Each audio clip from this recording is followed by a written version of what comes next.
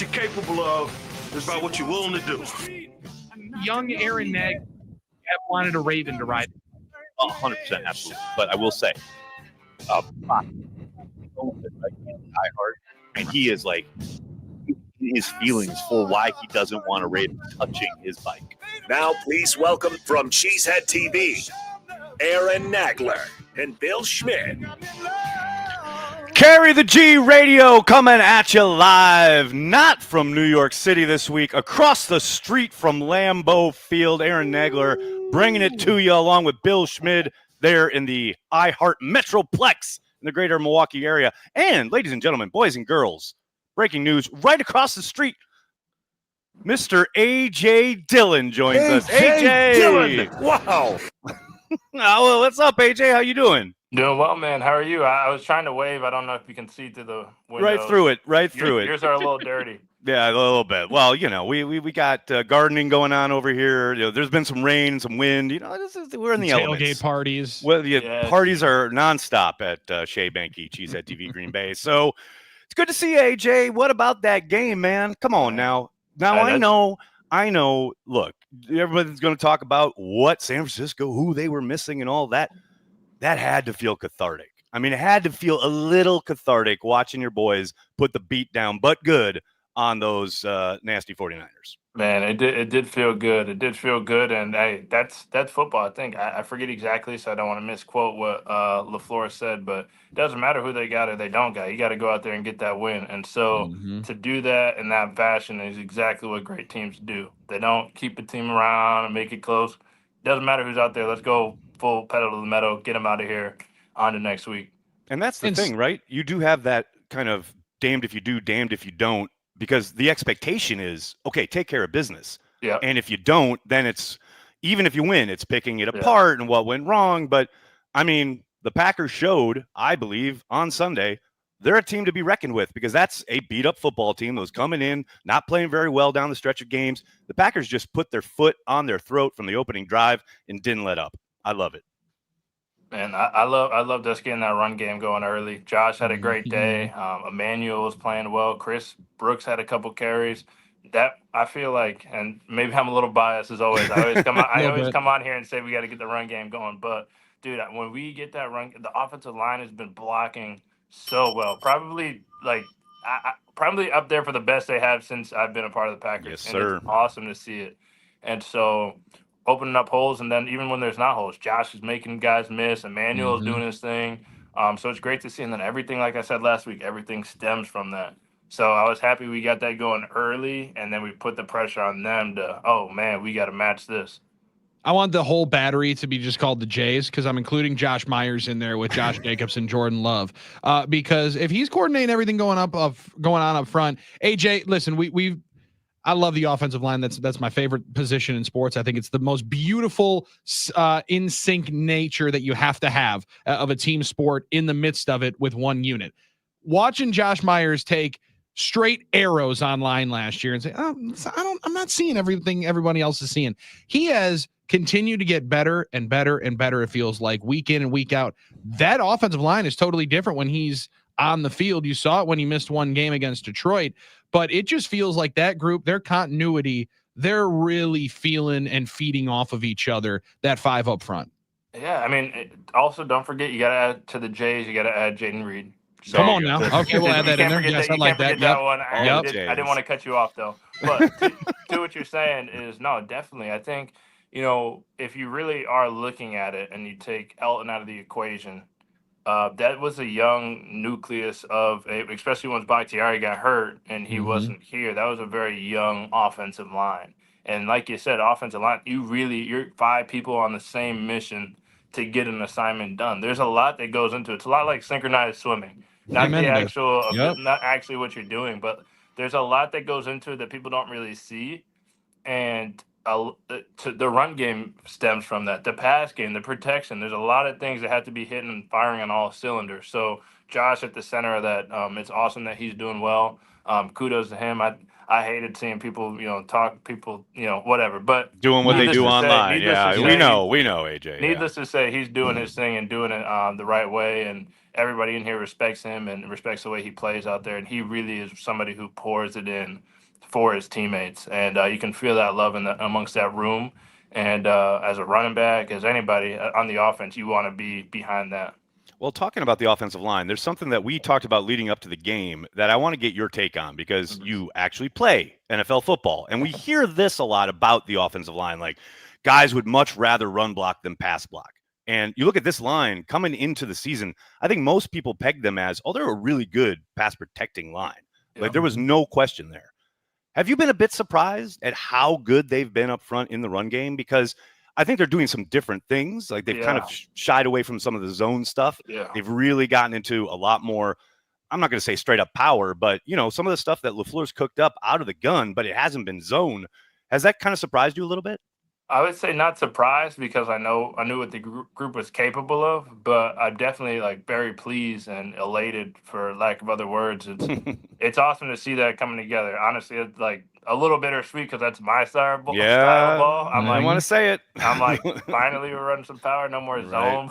Right. But anyway, no. But my thing is, no, it's awesome, and there is a nuance between there's some really good pass blocking offensive linemen. There's some really good run blocking offensive linemen, and people don't really realize. You look at Madden, it's like, oh, you can switch to decide what kind of lineman your tackle is going to be. It's like there's really different techniques, and one, obviously you're not catching entirely, but you're kind of sitting back on your heels waiting for somebody to come to you, and the other one, you have to go get them.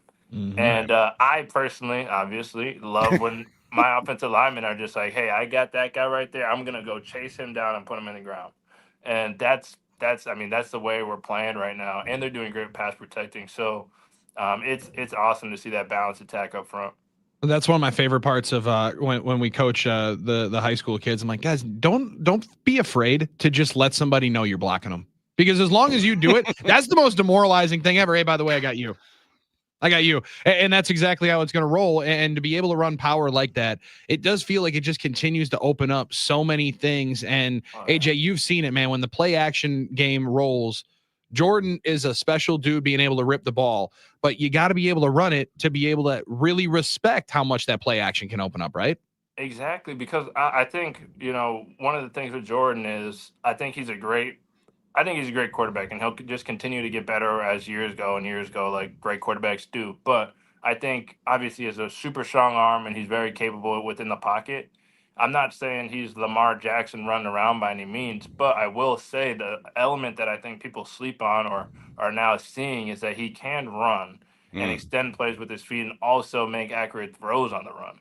So when you get that play action where, all right, now you put that defensive end or the whatever they call him, linebacker now, he's a DN trying to rush him. It's like, all right, well, he might beat him to the outside and he lost contain. Now you got a corner coming down to O'Bine, you throw it to Tucker Kraft, and he's off and running, hurdling over somebody. So there's a lot of things that we have. We have people on our team who can do a lot of things.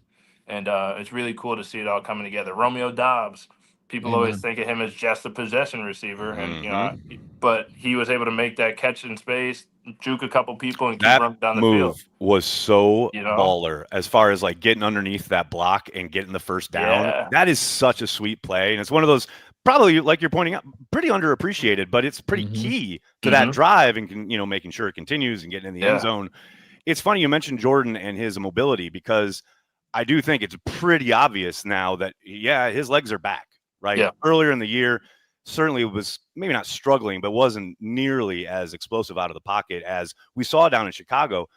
I thought it was interesting that it seemed like the 49ers were very cognizant of what he did in Chicago as far as escaping the pocket.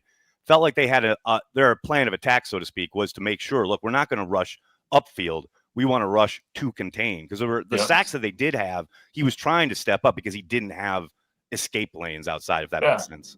Yeah, I mean, and that's, credit to them for doing their research. I think that's how most teams are going to – they've seen it now, and they've seen it in multiple games now going into year 2. They've seen what he can do. But with them doing that, just like anything, it opens up other things. And so it's like – it's one of those things where you look at a guy like Aaron Rodgers when he was here with the Packers, you couldn't really scheme against him because he's seen everything. What was he, 15, 16, 17 years here? It was, teams would try to be like, oh, they're going to blitz this much, and they break their tendencies to try to throw him off. But it's like, dude, I've seen it all. And so, like, that's something like Jordan will get to, like, he's like, okay, they're going to start to play so he can't run out of the pocket. Well, now he's going to start finding, I don't know the quarterback mind and what he has to do, but he'll find something else. And then it's like, all right, well, what are you going to do now? And the defensive coordinators are like, all right, I'm going to pick this one and hope it works out. So, I think that's not many people are like that. Not many quarterbacks are like that. And that's a great reason. And I think Packer fans are starting to see that. The rest of the league is starting to see that. But he really is somebody who is continuously growing. And from game to game, he isn't like thrown off by a bad game or a pick. He doesn't care about that stuff. He just cares about getting better. So. Dude, how big is that on the sideline and in the huddle, though? Like, when something goes bad at that position, the focal point is always going to be on the quarterback. Everybody can drop a ball. Anybody can have a penalty, a missed assignment, what have you. Those are always going to be magnified. But him to have the confidence to bounce back right away, how big is that for the entire football team to take on that kind of attitude? It's awesome. I mean, it exudes through the entire team. I think I was talking on a show earlier, and just kind of his ability. People talk about it in sports all the time, but his ability to go next play is such a, people talk about it in football all the time. Next play mentality. You just got to leave it there. His ability to do that and actually put it in action, like, that's very, very hard to do, especially when you're in a stadium with 80,000 people. This pick is going to be on rewind all week long. We're going to be talking about this. People are going to be talking about that, pointing, whatever. He's able to do that. And so you look at, for instance, like Christian dropped the ball, but he had a great week last week. And same thing, whether you had a great game or a bad game or a bad play or a good play, you just got to let it go. But for somebody who has a bad play in a game or a bad game, you can look at Jordan, and he can literally be a living testament. Hey, I threw a pick, but then we came back and marched on the field and scored a touchdown. That's football. That's football. And so you having leaders on your team, I think in any organization or any business, having leaders who can take accountability and then practice what they preach, not just, oh, you need to own up to it, but then we'll never point. But then they don't do it themselves, yes. Right? I think that's something that people can respect. I mean, you have respect on a team, love, trust, all that good stuff. No pun intended on the love. You're bound for greatness, Absolutely. People love throwing that accountability tag out. Oh, man. Actually, when did that them. start? When did that become an online fan thing? I need someone we've to be got to accountable. hold these guys accountable. They're accountable to their coaches. They're accountable to the people who pay them. They're not accountable to you. That drives me insane. We need to start. What we should do is you should start holding Twitter people accountable. Accountable, exactly. You go find their old takes that they delete when they said Jordan wasn't going to be good. And to your point, of them. I respect the folks. If you were the GM, right? Yes, I do respect the folks, though. There are several who were very moving on from Rodgers, very anti-love, who have owned up to it. I respect those folks. It's the other ones, the ones who are deleting tweets and talking. You got to leave it there. If you're gonna tweet it, just gotta leave it. Gotta leave it up. No doubt about it. All right, so quick turnaround this week. Dolphins coming to town. Tua talking about killing narratives. Going to be cold. Maybe not the coldest, but it's going to be cold for Miami folks, no doubt about it. Is this like where, as the home team, you're thinking, thank God this game's at home, national television, short week, in the cold, in your place? I mean, if you got to play this game, isn't it best that it's in your house? It's great that it's in our house because playing at Lambeau Field is the best experience in all of football. It's great because hopefully, and I know a lot of guys have family in town, so they'll be able to either probably after the game, go ahead and celebrate Thanksgiving with them. So that's great. But as far as like playing, I don't think anybody really cares where it is. Like this team, and people say this too. They'll go play outside in the parking lot, play outside at Johnsonville Tailgate Center. We don't really care where it's at. Nice. We don't depend on it being cold to win a game. No, of course not.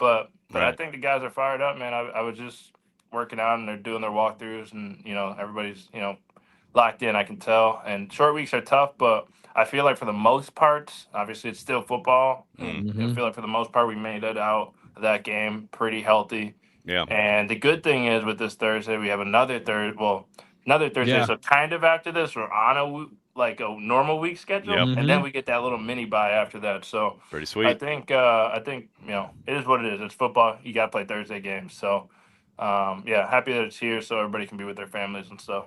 And now, Aaron, I had to calm him down last year because AJ, he doesn't love the fact that you guys play on Thanksgiving. All right. I, for one, love the holiday games because one is a beautiful way for get away from some uncomfortable family conversations. We got to go. I'm sorry. I got to work. I apologize. Got to work. Right. So that part is nice. Secondly, I love celebrating a Packers victory on a holiday. There's no better way to be able to do it. You playing and being a part of it on the holiday, is there a little give and take where you've watched this game growing up forever? Everybody watches the games on Thanksgiving. Now everyone's going to be watching games on Christmas Day like we used to be watching NBA games. Is that more special, or is it we could be able to have one quick day, a little reprieve in the middle, and then get ourselves back on track in the middle of the season? No, I mean, I think you adjust. I mean, we play on Christmas. We played on Christmas before. We played on New Year's. You adjust. Your family does. I know some guys had Thanksgiving earlier in the week. I've done Christmas the day before Christmas. Mm-hmm. You know, that you just adapt. I don't think anybody's like, I can't play now because of this. We're professionals. We got a job to do. Go out there and go take care of business. And then the holidays are even that much better, you know? That's what I'm there saying. There you go. You can have an extra turkey leg. Speaking of turkey legs. Yes, sir. Jordan love a turkey leg. They do. Except Thursday's game is on NBC. So we still... NBC, my story to you is to do it right. Come correct. Bring a turkey leg, yes. Because we do not forget. Well, we don't forget, and AJ, NBC can also up their game because those are some real little glasses they allowed y'all to celebrate with last year in Minnesota when they had Jordan on New Year's Eve. Come on, let's live this up a little bit, NBC. We know we got some cash here. We can make a little old fashioned on the field. You know? There you go. Thank you. Now yes. you're talking. Now we're talking. We are now talking. we're Speaking talking. of, is Corey around? Am I going to come over and try this Bloody Mary? He's literally downstairs as we speak. I can have him whip it up. You can come on over whenever you're ready, man. I'm telling you, whenever you're ready. We're here all day. All day. We have another live show on Cheesehead TV at 4:00, so you can come on that too. Try the drink. It'll be great. It'll be I will have my podcast we film on too. Oh, well, there you go. See, for those who don't know.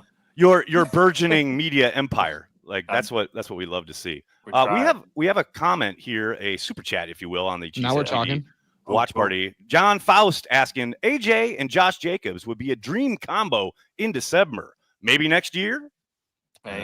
That's a good question there, AJ. Hey, all I know is we're working out. I was running around today, doing some squats. I was doing some lifting. So we're doing everything we can. I'm tired. I'm going to go hop in the sauna for a little bit, relax.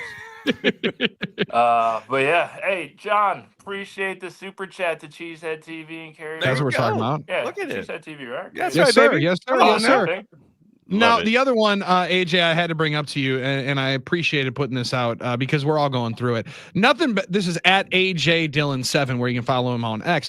Nothing better than going to Ace Hardware and having some reward coupons in that app that you didn't realize you had. Hashtag not an ad. This is 26. Brother, this is what you get to start looking forward to, because once you hit 25, I just hit the 30 mark because all the other birthdays are done. So now you get to find those hidden values. And you really start enjoying those dad wins. It's amazing. I'm a Milwaukee tools guy through and through. I got every tool you can have at the thing. Once again, not an ad. I did this is my life now. But hook a brother up. Yeah. Come on, what are we doing here? I just go to Ace Hardware sometimes, and I'm like, what can I grab? Well, okay. Oh my God, that's awesome. I got the thing ready to scan. I'm ready to go. It's fantastic. Nothing better. Like, the Ace Hardware app. Yes, the Ace Hardware app and the Quick Trip app, the two rewards that you're going to all of a sudden look up and say like, oh, sweet. You know what? I didn't know that I did need some new fasteners. I am going to go and change some of these doorknobs. Oh, I got to spend $75 to get a free 15? Oh, darn. It's free. You know, guess we need a new awning for the outdoor kitchen next. You guys are 30 plus years younger than I am, and you're making me feel young. Like you guys sound like old men. What are you doing out here? Old souls. Yes. Very no doubt. mature. Very mature. Very That's what I'm demure, talking very about. mature. Yes. Yeah, exactly. That's why I rent. Thanks. I got a landlord to do all that. Don't worry about none of that. All right, AJ, what's the must-have? What's the must-have on the Thanksgiving menu coming up this weekend? The first thing that you're not passing up. Obviously, the bird is going to be number one, but what are you not passing up on the plate? You know, I was talking about this a couple of weeks back, and I caught some flack, but I'm a big cranberry sauce guy. I need cranberry sauce. Has to Love be it. there. I'm in. Has to be there. Good stuff. You're lying, right? Traditional. Dead serious. You're lying, right? Not those canned ones, right? Like that. Straight out the can. Give me a spoon. Yeah, with the rib, with the ribs. You're Come the on. one man. person eating Come on. those things. Give me a spoon. More for him. That's amazing. I keep them in business one day a year. Damn, we finally found one. Next, I literally was just outwardly crapping on the cranberries in the can deal. Yeah. Wow. I love that. No, I love it too because I love it as a kind of on the side. Like I'll dip my mashed potato in it a little bit and give that little sweet taste. Oh, it's so good. So good. My two holiday things are that, and right after Thanksgiving when that eggnog comes around, and eggnog all December into January. That's it. All December. Well, so I'm in all of December into January. That's the way to keep warm right there. Okay. Yep. Wow. What about you, Billy? What's your Dairyland's go-to? best. What's up with Bill Schmid?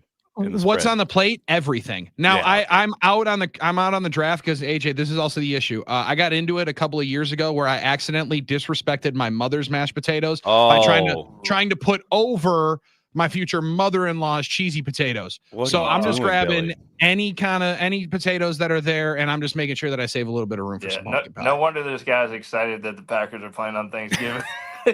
Let it die down for another year. Get me out of the house, AJ. Come on, get me out of the house. Guys, I got to work. I'm sorry. By the time he's back for a Thanksgiving, they'll have forgotten. It'll work out. It'll work out. I'm gonna send both your mother and your mother-in-law just some cranberry sauce and make sure that's the only thing left when you get back.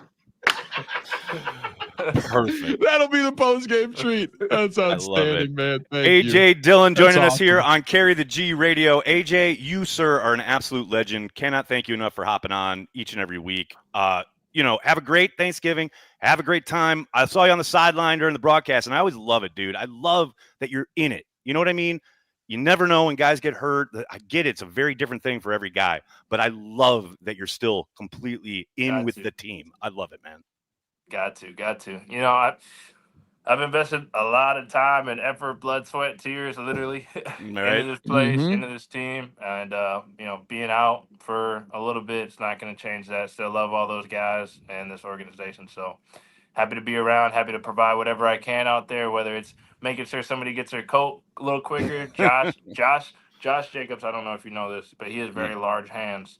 So he like his gloves, they're the one pair of gloves he has has a little defect. So I'll always have a couple extra pairs of his gloves out there if he needs them, a manual, or anybody needs pickle juice, whatever. It's hey, let me figure out a way I can provide something to you guys while we're out here. No conveniences. I got you. I'm a little bit nervous for the cold games not playing. Normally, I don't mind, I but can not see that. playing and just standing there, I got to figure out some layering. I've never done that. We don't do the scoot deal. Don't do that. What they're trying to say. They got the they got the booths up there. They got the suites. Nah, can't be in the booth. Wrong with that.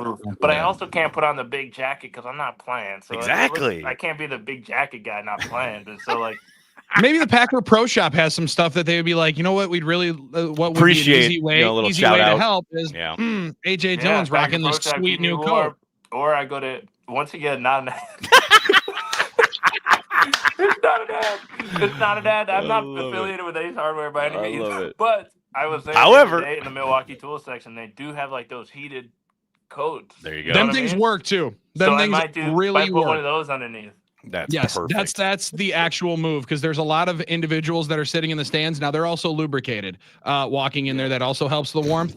They got the Milwaukee Tool jersey or jacket underneath the jersey. All I gotta do is stand.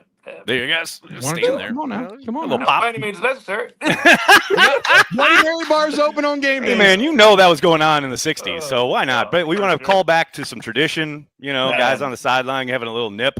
My favorite story about the guy, the kicker. the kicker you guys had, and like the field goal got blocked, he caught it. Chester Markle. Yes, Chester Markle. He was legend. doing a little bit more than having a little nip at halftime. Build him a statue. Yeah. I Build him a statue. Totally That guy, agree. legend. Absolute That's the legend. best, dude. And Even a big if old it's mustache kind on of that like a one. local park, and it's like a 5 foot, like a 3 foot statue. Build him. That could be the Chester Allen Markle. Iverson statue that they put out. It was so Let's get him a disrespectful. bobblehead at least. Come Yeah, on. the Chester Markle bobblehead. That is money. That is I so need one good. when Cheesehead TV makes it, because I I'm know all you in. guys will. I'm all in. that's We'll send you happening. one. I love it. AJ, you are a legend. Thank you so much for joining us, Appreciate and you guys. have a happy Thanksgiving. And we'll talk to you next week. Appreciate Hopefully it, man. we get a turkey leg. There we go. Turkey leg There will be. in There route. will be. Yes. Appreciate it. He is right though. That does need to happen. I mean, like the fact that was carded last year, that we were able to notice and know that they kind of botched that for Fox. That's a huge L. I just love that the team is so in on it. Like they are so. Yes. They keep up that narrative as much as the fans do. Because I know it's been a thing online forever, like since it happened. But to know that the players are as invested as the injustice of Fox not giving Jordan a turkey leg as we are. That warms the soul. You love That's fantastic. And there's a couple of other ways to keep warm on the sidelines. I know AJ totally knows the chicken broth deal. Chicken broth. Nate, That's as old as time. Have you ever drank chicken broth? It's gross. I have, but it keeps you warm. Gross. Yeah, it keeps you warm and not that good. There's a couple of different ways to nip that cold, and I think those are probably the more fun ways, probably better ways to be able to do it on the sidelines. And let's be honest, if we're trying to get loud, we need a home field advantage. I mean, there's a lot worse things that you could be doing on the sidelines and get some energy going. Get some energy. Get up in here. All right. I know we got to pay bills. It was great talking to AJ, but that was awesome. Folks want to talk to folks about stuff that they have for them. So let's do that. And on the flip side, we'll dive into beating the hell out of the San Francisco 49ers. I'm not over it, Billy. I'm going to be marinating it for another hour at least. So we'll talk about that. We'll talk about the Dolphins games. We'll take your chats. You guys can talk and text however you want, but we'll be here for the next hour and a half talking Packers. He's Bill Schmid. I'm Aaron Nagler. It's Carry the G Radio. Right back after this.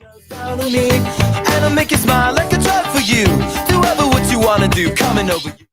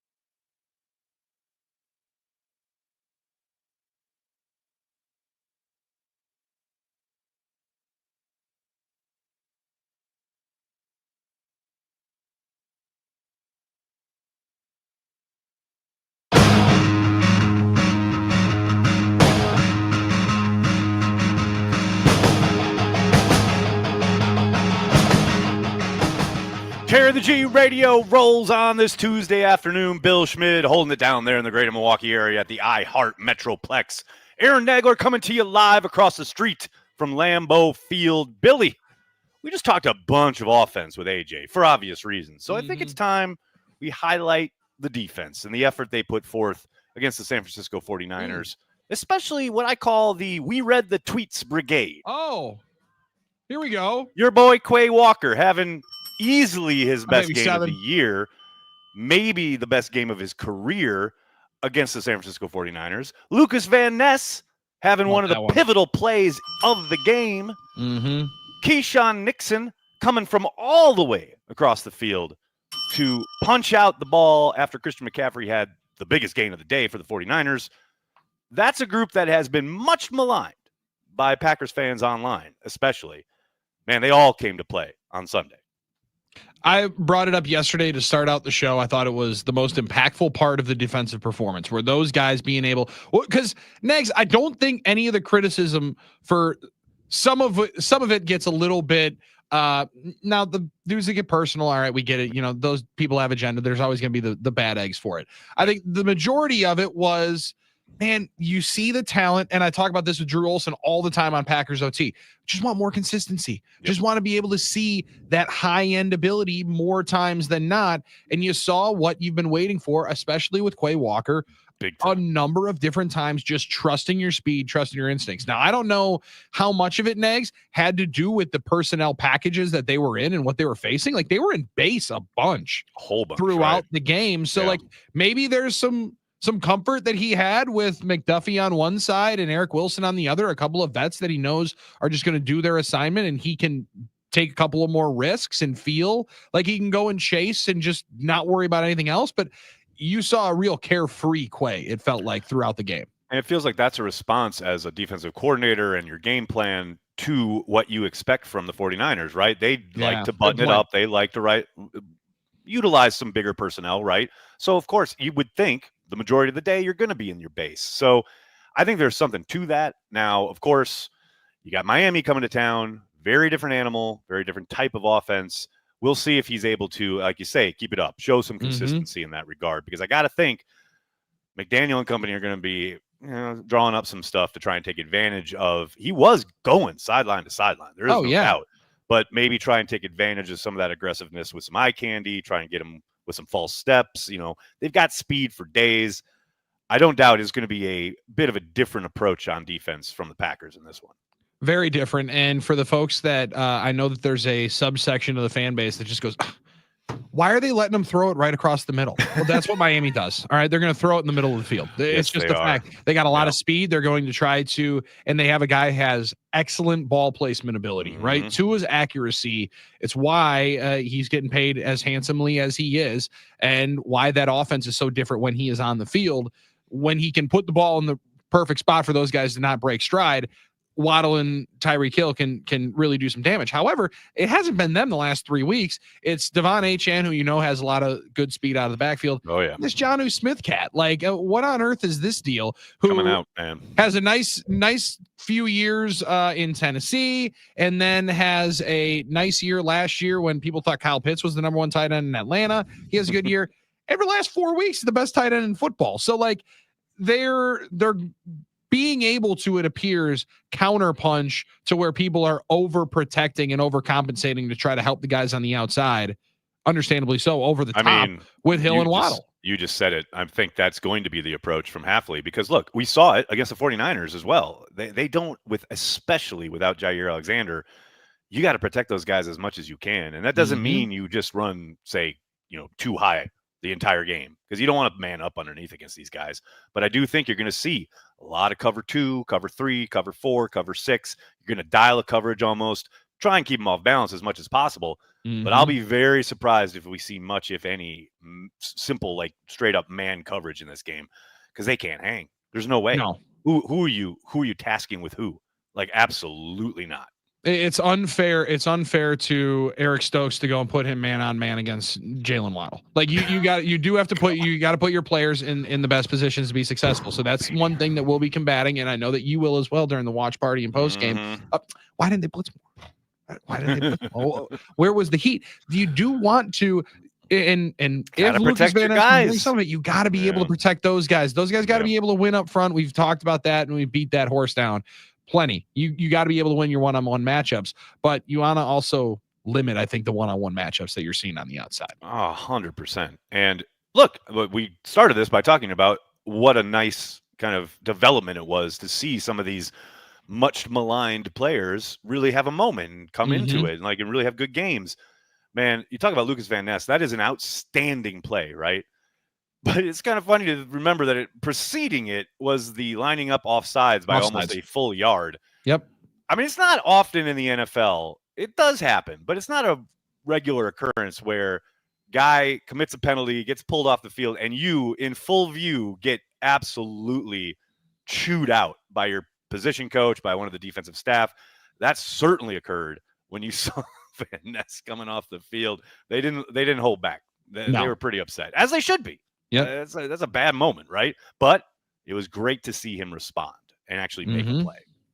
Well, and that's a part of this, right? Like for a guy that's gotten beat down enough times to be able to say, hey, when you're in that spot, you're backed up against the wall, you just made one of the worst mistakes you can possibly have. Respond with just running through someone's face. Yes. And there can be a part of it, Nags, where that's what he did the best in college. Now, is that a winning philosophy in the NFL? No. Guys are probably better. Probably not long term, but not long term. But when you when you can prove to yourself that you still can be able to do that, and that number one thing that you always had in the back did work, there's a little bit of confidence that you at least need to start stacking some of that. And any bit of good for Lucas Van Ness is going to be a building block for it. And hey, Rashawn Gary haters have been a little bit quieter. A little quiet on the Rashawn Gary hate and tip. No doubt about it. I mean, it is kind of fun to watch how he has, I think, settled into the scheme. I mean, you heard Preston Smith say point blank, that's just why I wasn't really adjusting very well. Never got comfortable with it. Suit me very well. And I think Rashawn was having a moment there that first month of the season in particular where he's trying to figure it out, right? But you've seen him, I think, approach with a little less kind of attempts to speed around the corner. And you've seen the return of his power rush. Now he's done some stuff off of that.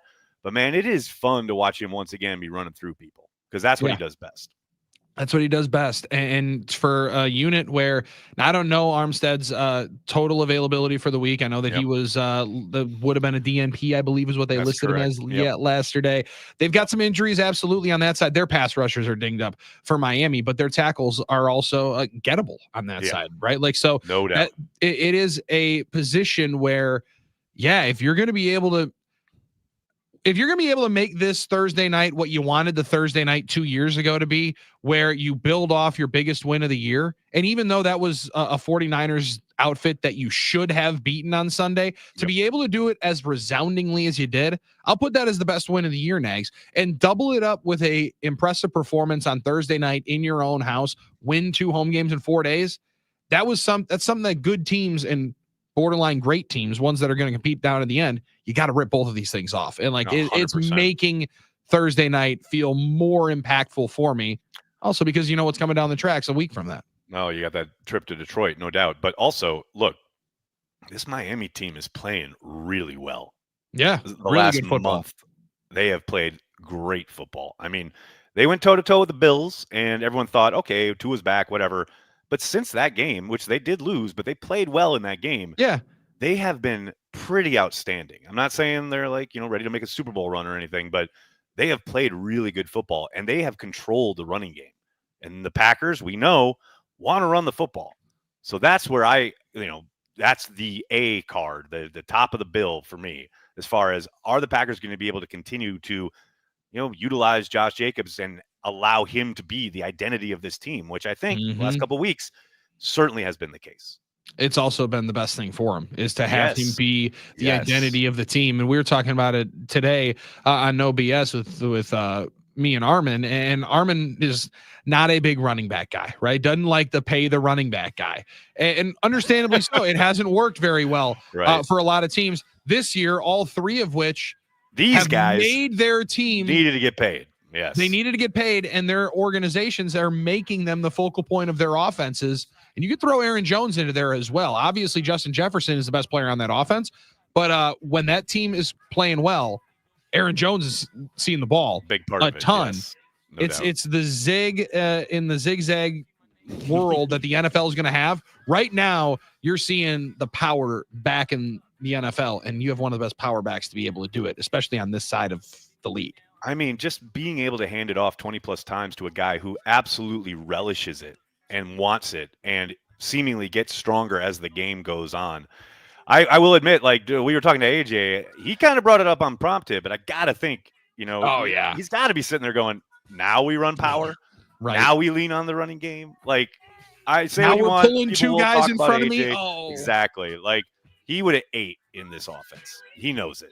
And it's fun to watch Josh, but as John said in the chat earlier, we maybe see Josh Jacobs and AJ Dillon together. That'd be fun. Maybe. Hey, working out. Thunder and Thunder. Let's go. Looking good. My man did have that little loose fitting shirt on, but he was trying to hide the guns in there for the concealed carry. It is hunting season. It is hunting season, no doubt. So do you just wake up and just look out there and just smile? I mean, that is the greatest backdrop that you possibly could have for the viewers on YouTube right now. It doesn't suck. Unbelievable. It doesn't suck. I will admit, it does not suck. How's the heat, though? How's that sun? I'll tell you what, Billy. I am being roasted alive as we speak. But much like the Packers, you got to play in the elements. You do. You don't get to just turn the elements off. No. As I tried to do pre-show when I put the shades down, and you wouldn't let me do it. So. Oh my God! You put the shades down on that. Jerry Jones somewhere is screaming. We get this kind of natural light, and you're going to cover it up. Fight through the elements, Nags. Feels like I'm back on the beach in the summer, and my neck is about to be roasted alive. But other than that, we're great. Say go grab some SPF 30, and then I'll see you on the other side here. All right. Sounds good. Carry the G Radio. Continues on. Lose too much. I lose too much. Step on stage, the girls boo too much.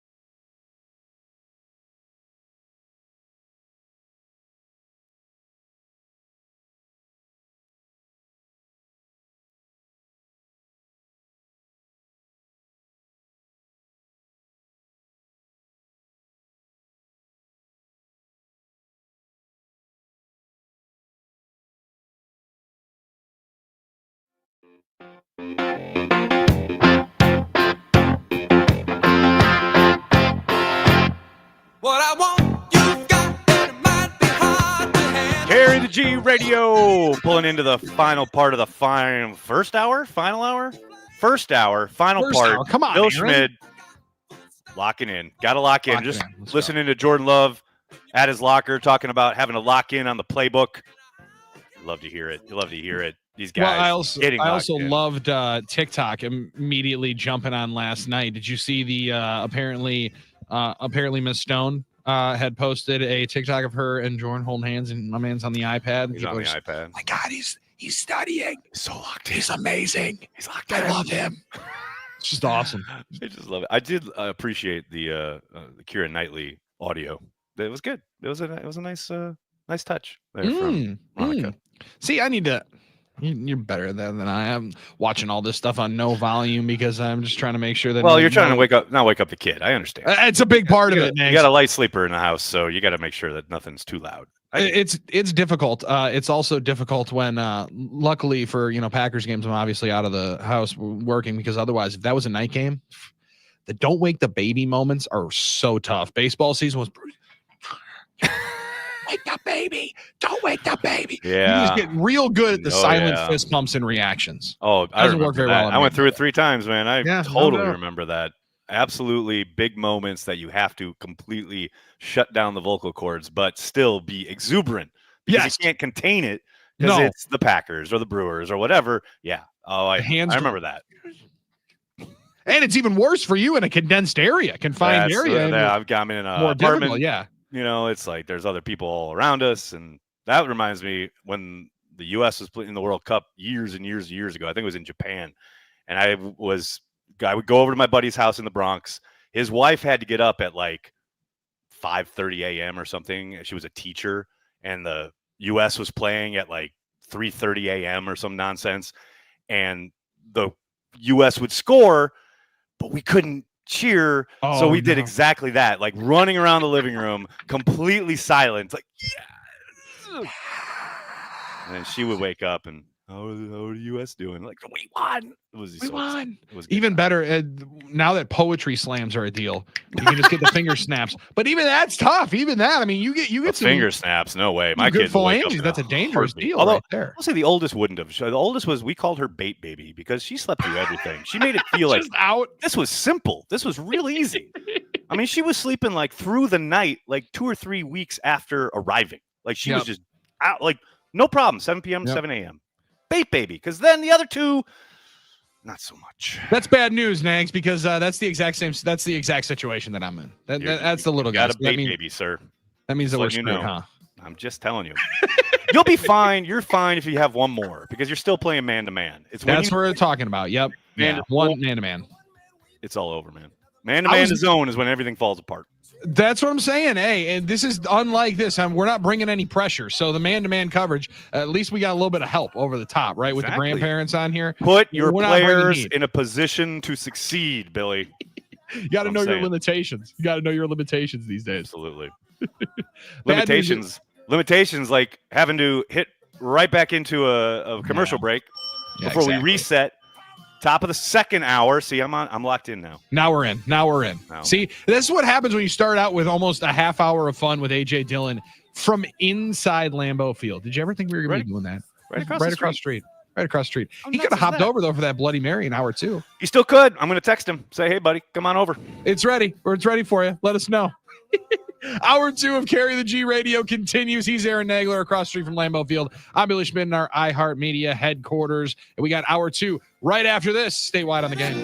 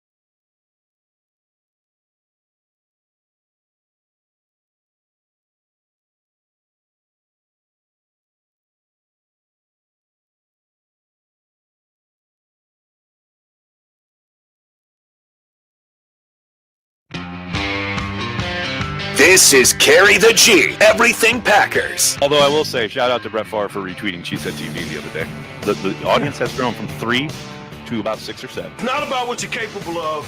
It's about what you're willing to do. Young Aaron Nagler have wanted a Raven to ride his bike. 100%, absolutely. But I will say, props to Arm because he owns it, right? He's a diehard, and he is like completely in his feelings for why he doesn't want a Raven touching his bike. Now, please welcome from Cheesehead TV, Aaron Nagler and Bill Schmid. Carry the G Radio, Hour 2, coming at you. Aaron Nagler coming to you live across the street from Lambeau Field. Bill Schmid holding it down at the iHeart Metroplex in the greater Milwaukee area. Bill, love that we got some locker room quotes coming out thanks to the intrepid reporting of Matt Schneidman. Tucker Kraft talking about what AJ Dillon was just talking about and what we were just talking about. They have not forgotten, folks. Tucker Kraft says about Jordan Love not getting a turkey leg last year, quote, pretty sure Greg actually ripped into it, right? He started eating it before we got an opportunity. We'll make sure Jordan gets it this year. We'll make sure about that. End of quote. They're coming for it, man. That's awesome. I love that. And now listen, I would appreciate it more if it was a turducken. However, obviously. Not everybody has that kind of game. Not everybody has the John Madden game where they feel confident enough looking into a turducken and seeing the beast that it is. But for last year, the injustice that happened of no turkey leg with the celebration, it's clearly stayed with them. And like a good high school football team or a youth basketball team that gets, disrespected and loses a heartbreaking championship, right? You get the shirts that say unfinished business. There's unfinished Thanksgiving business for this football team from a year ago. No question about it. And of course, now for Jordan Love to receive said turkey leg, he has to have a pretty baller game, right? He's got to put up some numbers. He's got to put some points on the board, throw some touchdown passes. I suspect the reason he's able to do that is probably because Josh Jacobs has a good game. What I'm looking for in life right now, Billy, from now until the end of the game on Thursday night, all I need in this world, like I need air to breathe, is Jordan Love and Josh Jacobs recreating the Brett Favre, Amon Green post-game diving into the turkey shot as players of the game together. That's my future right here. That's what I'm living for at this moment.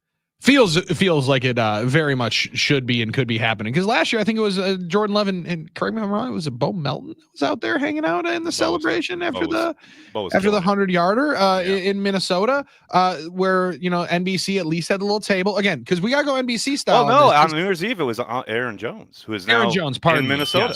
Yes, pardon me, it was Aaron Jones. So at least they were celebrating, and enjoying themselves.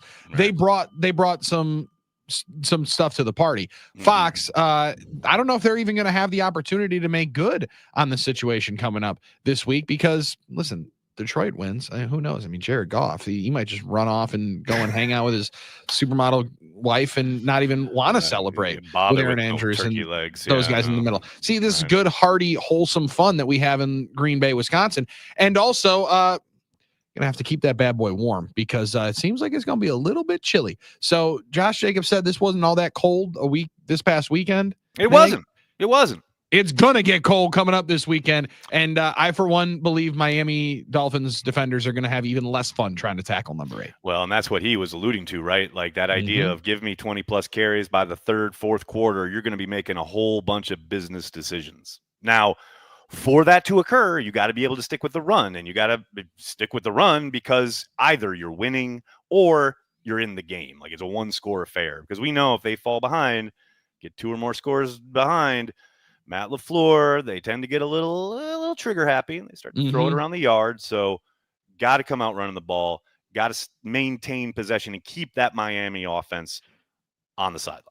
Do you have those same reservations of them coming out and running the ball? Because the last number of weeks, Nags, and I was talking about this with one of my friends who is an avid listener and Packers fan, and just the scripts that they're pulling up here for the first 15.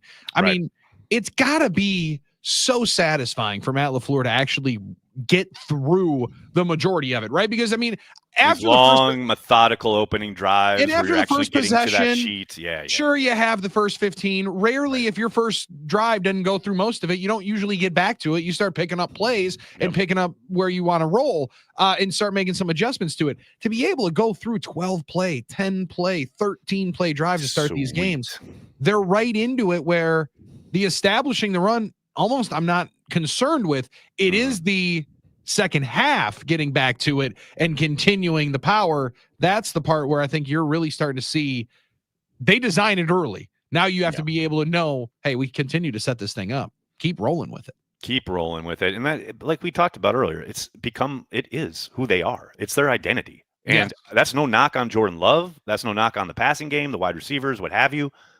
But that's who they are now. And that's who they should be with. And that's not Jacobs a bad playing as well as thing. he is. And the work they are doing up front with the offensive line.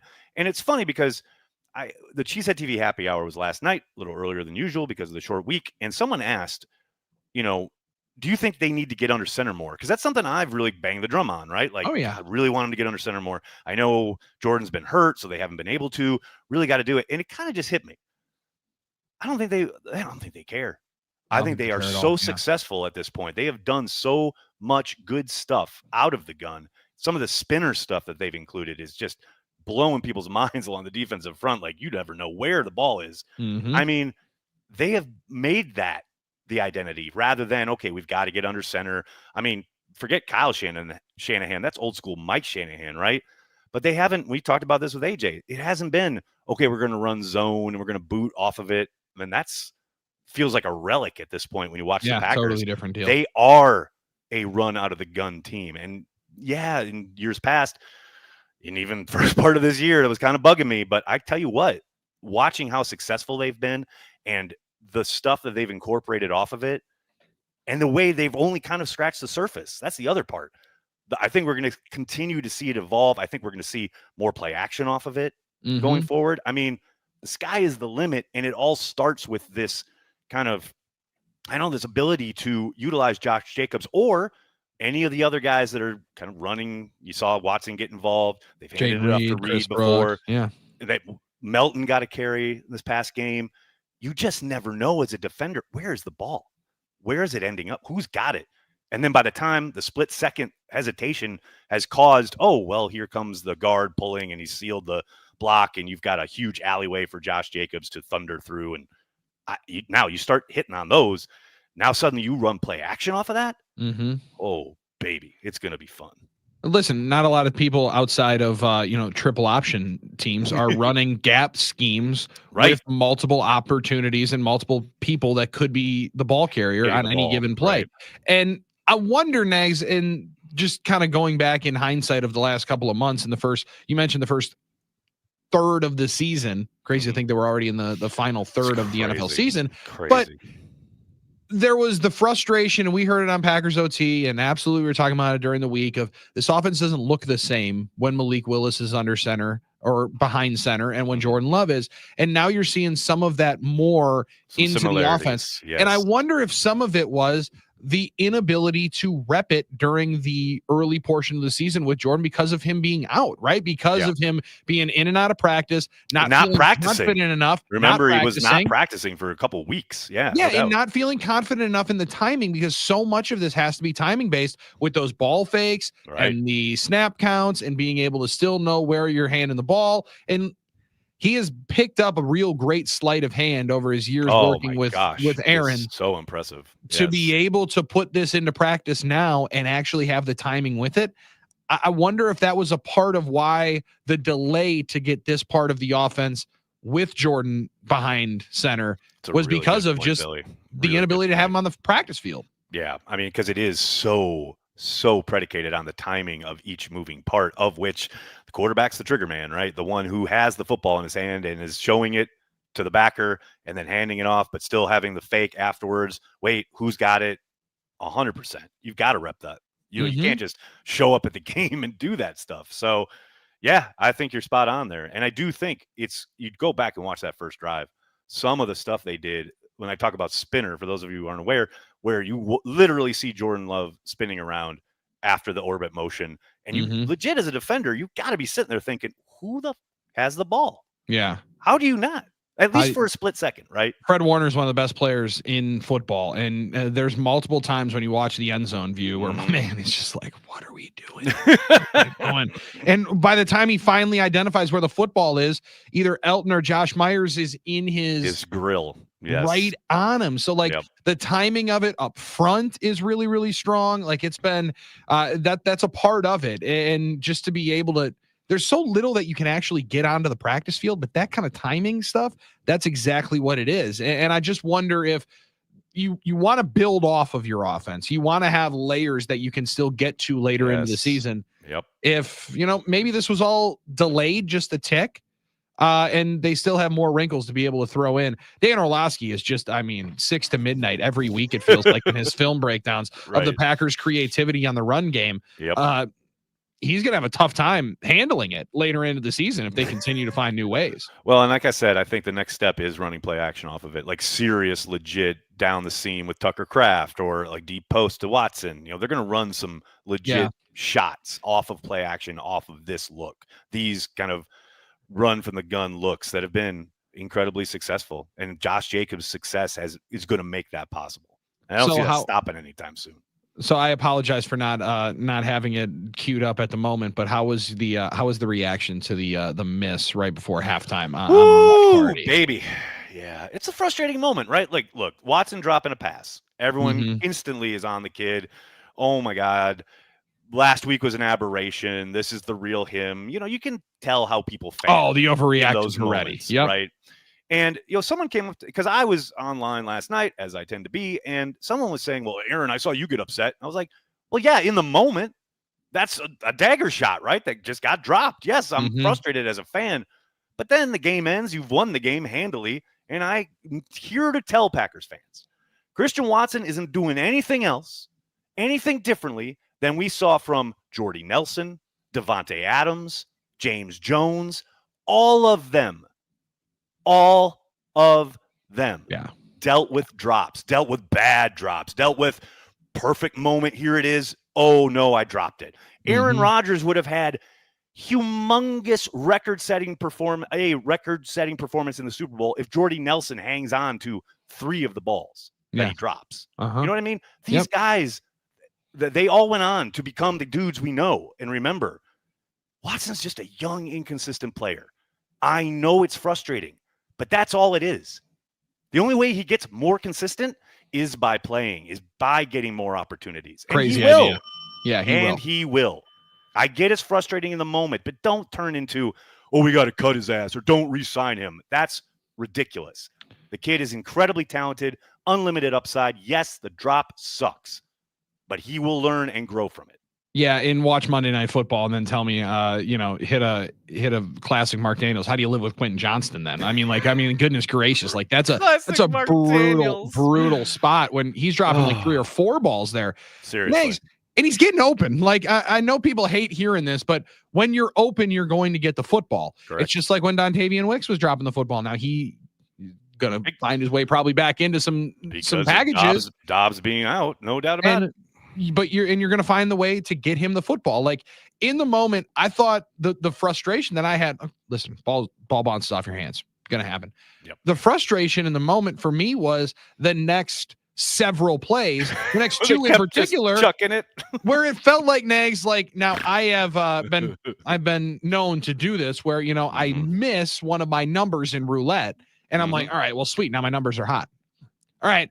I missed the deep shot. Now the deep shot's wide open. We got to press this bad boy and fire it downfield 3 more times. They got too deep happy, almost trying to get back the miss. The magic of the miss. There is the problem. Right? Yeah, no, but look, man, Matt, I think understood where he was in that game. They had control of that game. There was never a moment where I felt like, oh no, here come the 49ers. I mean, the one touchdown they scored was on a drive that only occurred because of a crazy trick play. That the one drive that they got down and scored a touchdown on resulted from that play in particular. But as a straight up offense, they couldn't move the ball. No, Matt knew he had control of that game. So yeah, he was trying to get that dagger shot in before half.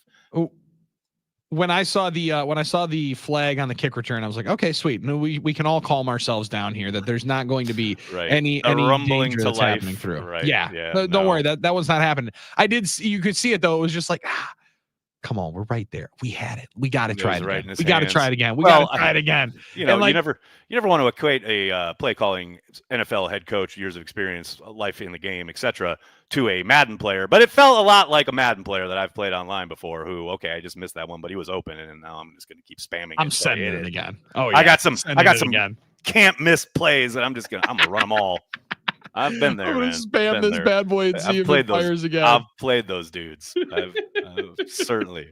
How's the win-loss? How's the win-loss record looking right now? Well, you know, I'm here now, so I'm not playing every day like I would be. But I was on a heater before I left. You know, you're just dipping in and out as far as like, you know, you play people online, and I think the algorithm does a pretty good job of matching you up with people who are of like skill set, like I would agree with that experience. Sure. Yep. You know.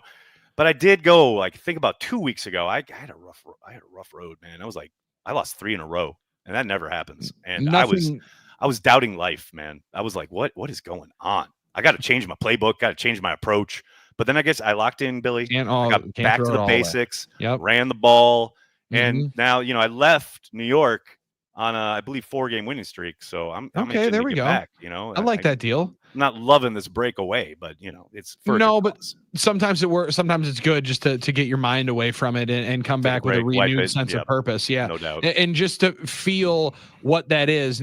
There's not really a good way of describing how frustrating it is when you get the Madden notification of appears that you've been matched up with somebody a little higher than your skill set. That is when you get like when you score 21 on a dude like in the first quarter, and then it says pause. It seems like your opponent is not up to your skill level. Like I love that. That's fun. But they always rage. They always rage. Say no, I'm gonna play, and then you just finishing this bad boy. You keep scoring, and then they quit anyway. Then you rage quit. Yeah, middle of an interception, run back. Every time. Strange. The lost connection. Just they tried to help you out, and you wouldn't take that help. I don't know why. We were trying to throw you a lifeline. Just take it. Kind of like the lifeline you need every time I say we need to play again at college football 25, and you're always like, yo, we're gonna play, and then you never respond when I say let's play. It's interesting. I'm ready for it. All right. Oh, I'm ready for it.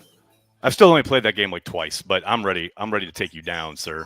There was a very, very bad moment where I looked down and saw the PS5 has a bad thing where it tells you how many hours have been played. Like the Apple screen time. Ooh, there was a real conversation with myself of we spent that much time. Father of a young child. Yeah, right there. You're on the PS5. There should be 3 digits there. We should maybe rein this in. Absolutely love so we put the gas pedal down and now we're playing more. So we're darn right. You got, like Jordan Love said, you got to lock in, man. You got to lock pedal in. To the metal. We are locked in on Carry the G Radio. We're going to be taking a little break here, but on the flip, we'll keep talking about this Dolphins matchup. They're a good team, man. They are playing well. Packers got to come correct, like Jordan said. Got to lock in. Billy's locked in. I always am. You know it. We're here. On the flip, more Carry the G Radio here on 97.3 The Game and Cheesehead.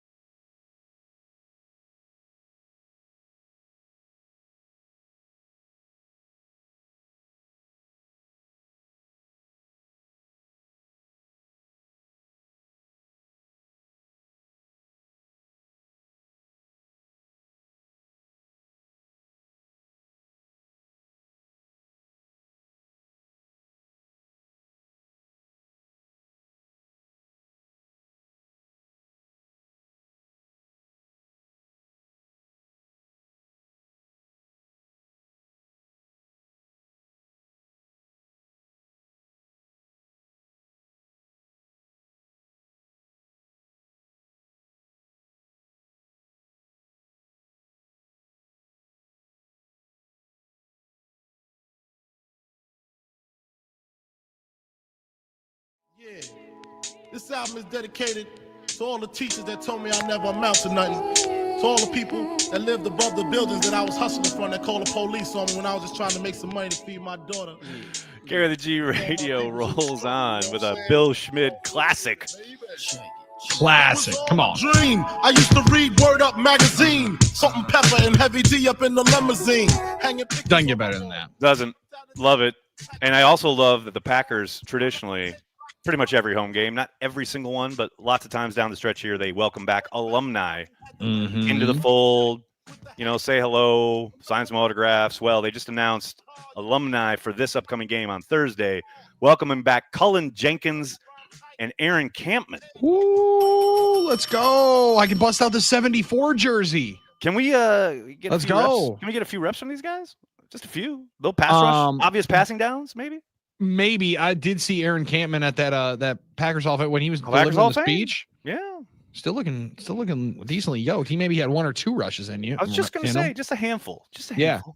Cullen Jenkins, one of the most badass tattoos that I can remember ever seeing, were the claws that it looked like that were coming down the biceps for Cullen Jenkins. That's right. I forgot about Always looked as intimidating as you possibly could in that big old 77. Just a massive man. I will say that's probably one of Ted's biggest mistakes. Like, people talk about, like, oh, Ted should have done that or this or whatever.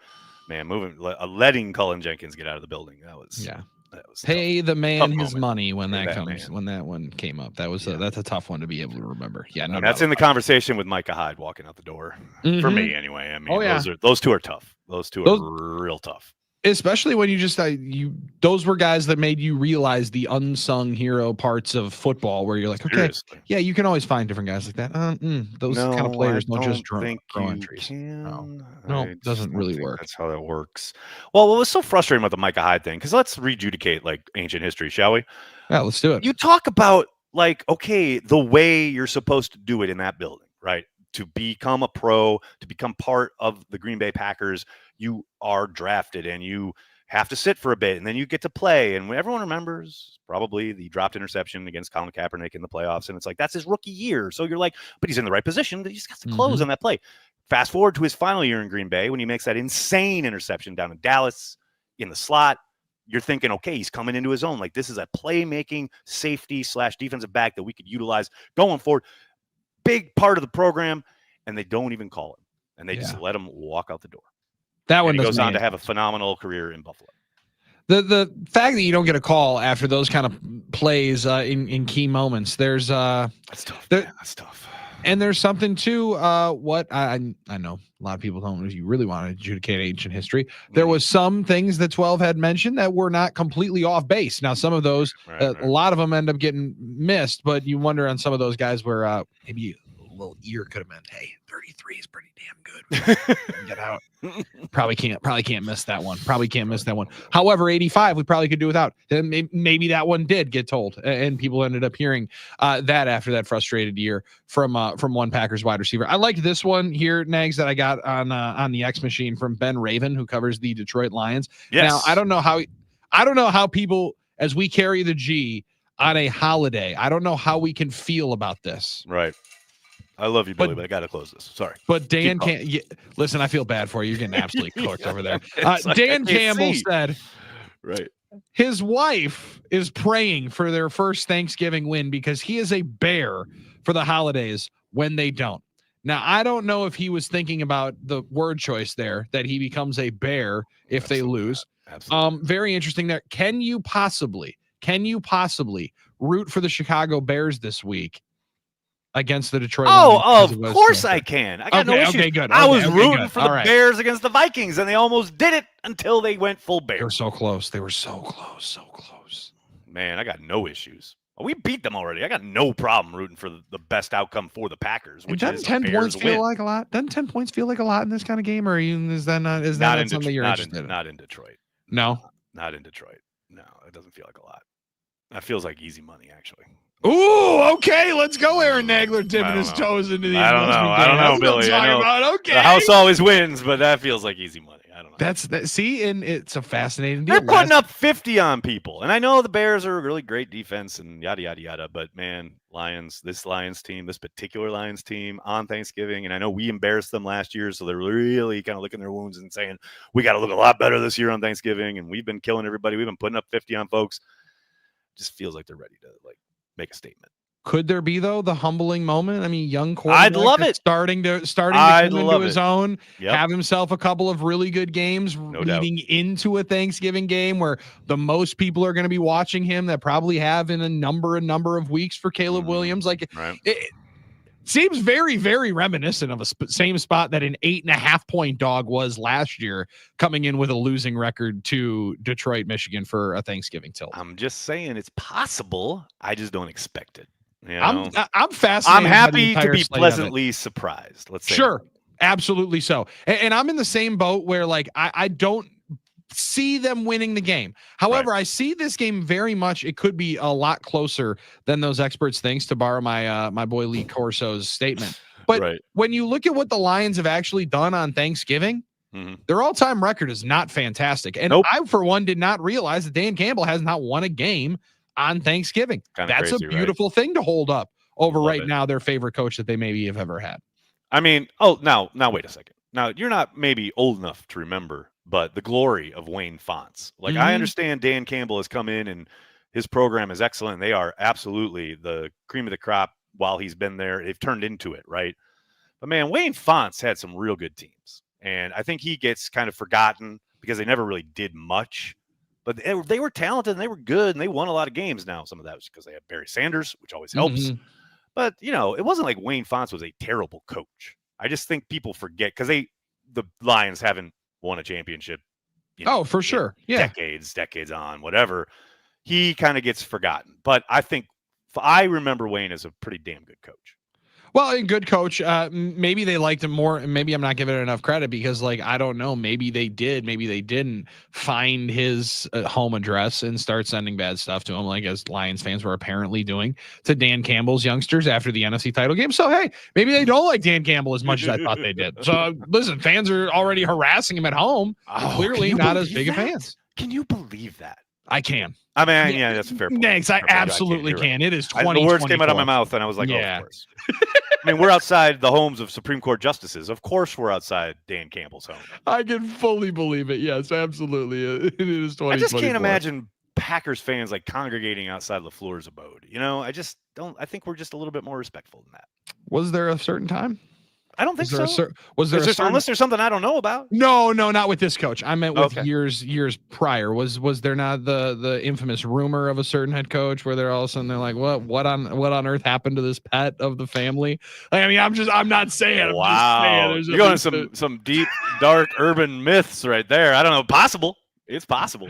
Some good urban legends. I love that they just give us microphones and we just get off the rails by the time we hit the final half hour. Now it's everything is open. Anything is good and can go. And there's people talking about Dan Devine in the chat. I mean, we are off the rails. Yeah, you didn't know where it was going to happen, man. You didn't know where it was going to happen. Now I do know what is potentially happening across the street because people have mentioned it in the chat. Lambeau is buzzing this afternoon. It really is. Yes. Is this a lot of potential St. Nick stocking stuffers that are rolling through? I think there's a lot of people that. Grabbing a 29 or an 8 jersey here for the holiday holiday season. A lot of folks are in for the week, you know, much like myself who arrived for the 49ers game and are staying through the Thanksgiving festivities and the game, etc. And we'll probably leave this upcoming weekend. So there are a ton of folks out here getting themselves all sorts of goodies at the pro shop. I did it myself. First day I'm talking about here in Green Bay. I blew through $300 like it was water through my fingertips. As like instantly as possible. I was in and out, and I was like, I'm going to go in. I'm going to be out. I'm going to be done. I'm not going to spend a lot. And I spent $300 in like 10 minutes. And you're like, how on earth do I have How did that happen? I went in for a hat, Billy. The problem is the hats are at the back, so you got to walk through all the stuff. You got to walk through all the cool draft stuff. Then you got to placed. Yeah, yes. Smart. They're smart over there. Come on, Christian Jorgensen knows what she's doing over there at the Packers Pro Shop. They're doing it. They're doing it right now. And then say, oh, well, if I show up with something for myself, there's no way I can't show up with something for the entire house. That's when the price tag really that's goes what up. got me. I got Violet, my 18-year-old. I got her a Teenage Mutant Ninja Turtles Packers shirt because she Let's loves go. Yes. Teenage Mutant Ninja Turtles. She likes the Packers Coming because I around like on the the Packers? Packers. She likes them because I like them. She we knows go. it means a lot to me, so it means a lot to Good. her. The other two, Madeline, Olive, the oldest and the youngest, they can kick rocks because they're walking around with Kansas City Chiefs gear in my home, Billy. In my home. My own flesh and blood. Because of Taylor freaking Swift. I was going to say, are they 22 shirts or are they 87 shirts with Swifty on the back? Just a Kansas City Chiefs sweatshirt. Oh, that's even worse. Logo, bright red. What are we doing, Billy? How did I fail so badly as a parent? Or you know what? Maybe you were so good that your fandom rubs off to the point where they're like, you know what? I know that I can make Dad just a little bit angry, just a little bit. Oh, yeah. And they know what they're doing. They have enough Aaron Nagler in them to the fact where they're enjoying the hell out of frustrating Dad. No, I hadn't thought of it that way, but you are correct, sir. See, you got to be proud. You got to be a little bit proud there in the back end. The lineage is strong. No question about it. Listen, if they control you, they can troll anybody in the entire world. And that's a good thing to be able to have in this world. They have that power. No question about it. Man, a lot of people rolling right into our Micah Hyde, Colin Jenkins conversation. Mm-hmm. And then I see this one from Riley. How about this? First time at Lambeau in 6 years, ever since I moved to Arizona. Hard to get back up here. Can't wait to freeze in the 27 degrees. Go Pack, go. Love the Pack. I love 27 that. feels like on the high end. I think it's going to be colder than that. It's supposed to be a little colder than that. I think it's going to be a little colder than that. And Nags, I'll tell you what 27 felt like when I walked out today. Mm-hmm. Holy cow. That cold breeze. Bit of a reminder. In the Bit of a face. reminder. Yeah. Wow. Okay. This is what it's like. Not It's fun. Not a big fan of this. Not a big fan of this for the next 4 months. Yeah. Well, see, I leave Saturday, so you guys enjoy it. I'm going to have fun in the warmth of Corey's studio doing the watch party. My girlfriend, however, is going to Lambeau for the first time on Thursday night with my sister. Yes. I brought an extra winter coat because I'm like, she was like, I've got my winter coat. And it's like a nice black pea coat kind of looking thing. And I'm like, darling, I ain't going to work. What about you gotta layer that? up. I got a massively oversized Packers winter jacket you could throw on top of that. That could be hand fun. warmers. I got the Yes. mittens. Let's go. Come on. Yeah, get after it. That's Gotta going to get be it a big ready. one. Listen, because it's a family affair, and this is going to go better, Nags, than the last time the Packers hosted the night game on Thanksgiving. Going to go better. Holy cow. It can't go much worse, Billy. Going to go better. I got a couple of reasons why on the other side. All right. Can't wait to hear them. Couple of reasons why the Packers and Dolphins is better than the Thanksgiving spectacular a few years ago at Lambeau Field. Nothing spectacular of that Chicago sighting in Green Bay. He's Aaron Nagler. I'm Billy Schmid. Carry the G Radio rolls on right after this on the game.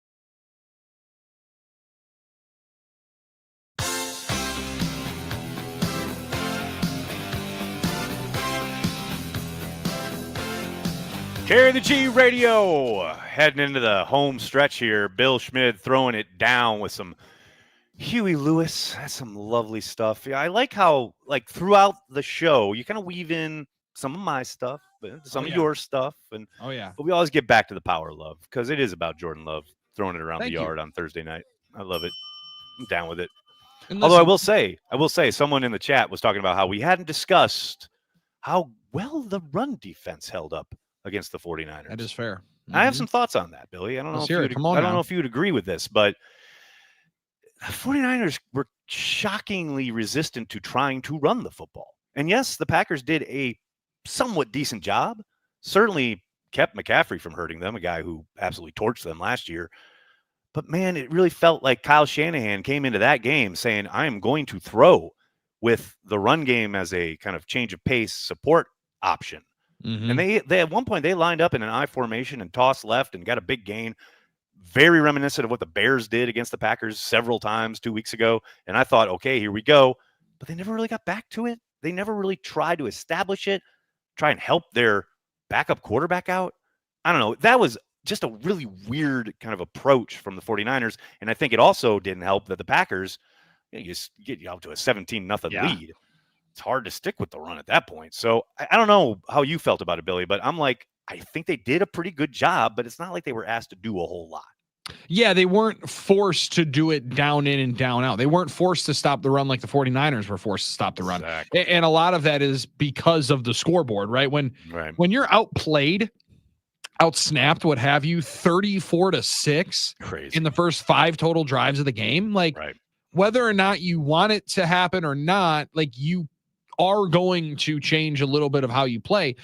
But they fire in the big trick play in there to the Debo screen. You knew that they had that set up. You knew that they were waiting for it. Into the second half, I felt like they were going to be able to. In that first drive of the second half, I thought they did. I thought they did start to try to establish McCaffrey a little bit more up the middle. But yeah, I thought they would try to lean in more with it. I thought they would utilize Mason and McCaffrey. And instead they didn't. And a large portion of it I did think was, we're behind the 8 ball. We got to get back here and give the Packers credit for that part of it. The early 3 and outs, I thought, changed how Shanahan approached it and never really was able to get himself fully back in control. Very much agreed, but it's so weird to me that coaches do that because, like, you've got a long game ahead of you, even at 17-0. Like, you can't. Just feels like these coaches panic. We've talked about it with LaFleur, right? And you do take to the air, and I understand you got to score points, and points come through the passing game, but man, you got a quarterback who hasn't played since 2021. Yeah, like, it's help him out. Yeah, and that's a part of the psychological aspect for coaching. That's the most difficult thing I would presume to balance in that spot because you know where your team is best and you know what you have to, but in the midst of it, man, the lights are going, the snaps are flying left and right. Dude, what on earth is happening? We got to get back in this thing. And I also think there's a little bit of snatching of the soul that happens after that 4th and 2, right? Like, big time. When you lock up that 4th and 2, you're reevaluating a lot of things because that was the most confident they felt as a football team on that sideline all night long. And what a play. That drive. And what a play too, just to read it and know what was coming and break on the ball. I mean, just outstanding stuff. But yeah, I don't know, man. I like to answer the question. I enjoyed it. I think they did a good job. I just don't know how much they were truly tested. Yeah. Unlike on Thursday, I'm going to be tested. They'll be tested this Thursday and next Thursday. Big time on that. Yes. So, I mean, big time. It's also interesting, and we're seeing it across football, that there's more teams that have different varying styles of running the football. Both of these two teams that they're going to play on these Thursday nights will run the ball and want to run the ball, but they'll do it in very different styles. Very much so. And look, I don't doubt for a moment that you look at the tape against San Francisco, especially coming off the game in Chicago, you see progress. You see guys playing better. You certainly look at Quay Walker and his abilities. I mean, he getting through the wash, sideline to sideline, had a nice tackle for loss. We're not going to talk about the dropped interception, but, overall, really good game. Can he build on that? We were talking about the receivers earlier, trying to find that consistency. Man, would it be just sweet living if Quay Walker can suddenly find some consistency here down the stretch. Yes, they're going to need it.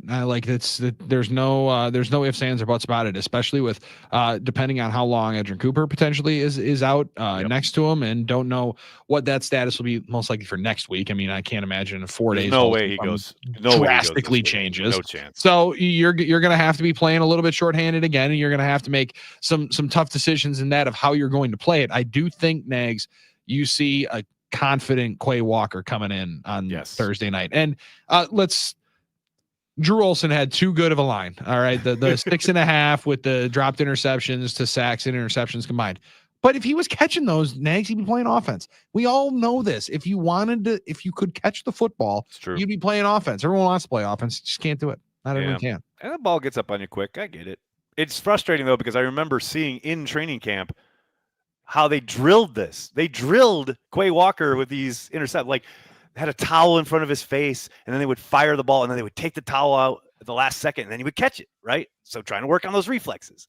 That hasn't produced any results. It's just it's nice. I know ability. They practice it. I know they drill ability. It. Yeah, it just hasn't resulted in anything. It's all that natural ability, natural instincts. Hey man, he'd love to be tight end.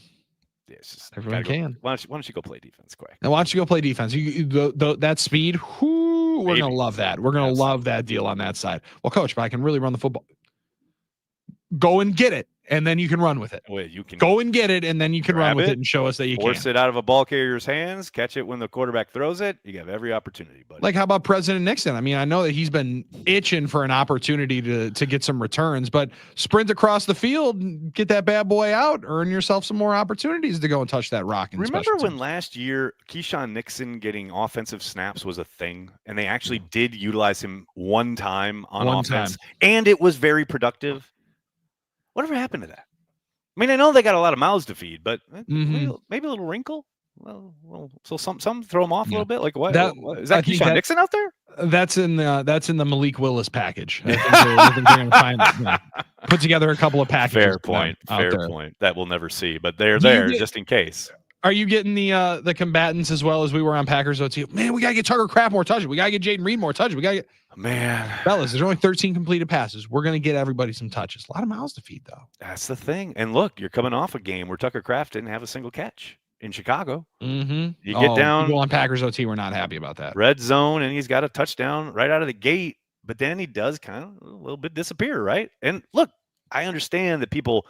A lot of this is fantasy driven, but some of this is just, people have their favorites or whatever. But we talked about this all summer, Billy.